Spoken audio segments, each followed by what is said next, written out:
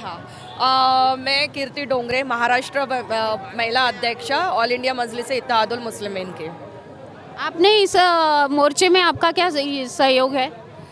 देखिए, ये मोर्चे में सहयोग तो मैं सबसे पहले आपको ये बताना चाहूँगी कि अभी अधिवेशन हमारे चालू है। महाराष्ट्र के सारे मंत्री संतरी जो तारे ज़मीन वाले रहते हैं, वो सारे सितारे अभी नीचे आके बैठे हुए हैं, ज़मीन पर आ गए हैं। और ये मोर्चा करना तो संवैधानिक अधिकार है।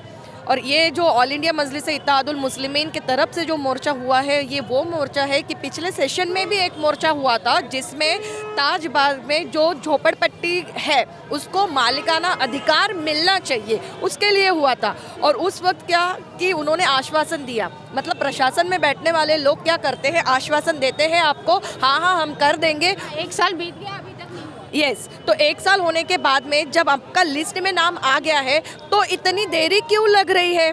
और दूसरी बात, हमारे जो यहाँ के वरिष्ठ नेता है जिनके नेतृत्व में ये चल रहा है, शकील पटेल साहब, इसाक मंसूरी साहब, उनका कहना है कि उन्होंने जो PDF बना के सारे डिटेल में जो डॉक्यूमेंट लगते हैं वो भी डॉक्यूमेंट सबमिट किए हैं। तो जब सारी चीज़ें क्लियर है तो आप किस वजह से रुके हुए हैं? पहला प्रश्न। दूसरा प्रश्न कि नागपुर में ही स्लम एरिया है, जैसे कि जरीपटका में, तो जरीपटका के स्लम एरिया को मालिकाना हक जो पट्टा है वो आपने दे दिया, जबकि वो स्लम एरिया सिर्फ ज़्यादा से ज़्यादा मतलब 20, 25 या 30 साल का, मतलब 50 साल के पास में की पुरानी है। और ताजाबाद की जो झोपड़पट्टी जो बसी हुई है, जो स्लम एरिया है, उसको करीबन 100 साल हो गए, यानी 3 पीढ़ी कंप्लीट हो गए। तो उसके बाद भी उसे क्यों नहीं? और 1995 मतलब 1995 में महानगर पालिका ने ताजाबाद की झोपड़पट्टी को स्लम एरिया डिक्लेयर करके वहाँ पे जो सुविधाएं देनी चाहिए जो महानगर पालिका की तरफ से मिलती है वो सारी सुविधाएं दी है। जब वो सब आप कर रहे हैं, वो स्लम एरिया के नाम पे महानगर पालिका फंड ले रही है, आपको मालूम है कि फंड लेती है, गरीब लोगों के नाम पे, स्लम एरिया के नाम से फंड इनके पास आता है, तो फिर इनको मालिकाना हक पट्टा क्यों नहीं दिया जा रहा है?